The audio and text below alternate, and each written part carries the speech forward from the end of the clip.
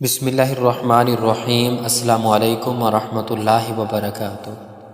حضرت ابو ہریرہ رضی اللہ عنہ سے روایت ہے کہ رسول اللہ صلی اللہ علیہ وآلہ وسلم نے فرمایا، سفید بال نہ اکھیڑو کیونکہ وہ قیامت کے دن نور ہوگا، اور جس شخص کے بال اسلام میں سفید ہو گئے اس کے لیے اس کے عوض ایک نیکی لکھی جائے گی، ایک گناہ مٹایا جائے گا اور ایک درجہ بلند ہوگا۔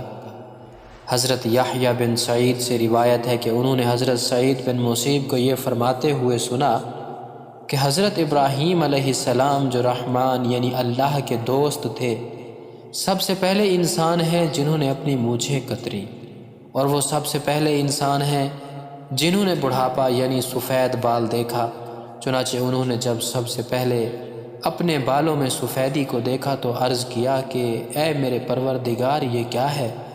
پروردگار کا جواب آیا کہ ابراہیم علیہ السلام، یہ وقار ہے، یعنی یہ اس بڑھاپے کی علامت ہے جو علم و دانش میں اضافے کا باعث اور عزت و وقار کا ذریعہ ہے، اور اس کی وجہ سے لہو و لعب کی مشغولیت اور گناہوں کے ارتکاب سے باز رہتا ہے۔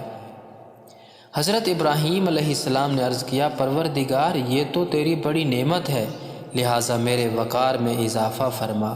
رسول اللہ صلی اللہ علیہ وآلہ وسلم نے فرمایا کہ جو شخص اسلام کی حالت میں یعنی کہ حالت ایمان میں بڑھاپے کو پہنچا تو یہ بڑھاپا اس کے لیے قیامت کے دن نور ہوگا۔ ایک شخص نے عرض کیا کہ چند لوگ ان سفید بالوں کو اکھاڑ دیتے ہیں۔ آپ صلی اللہ علیہ وآلہ وسلم نے فرمایا کہ جس کا دل چاہتا ہے اپنے نور کو اکھاڑ دے۔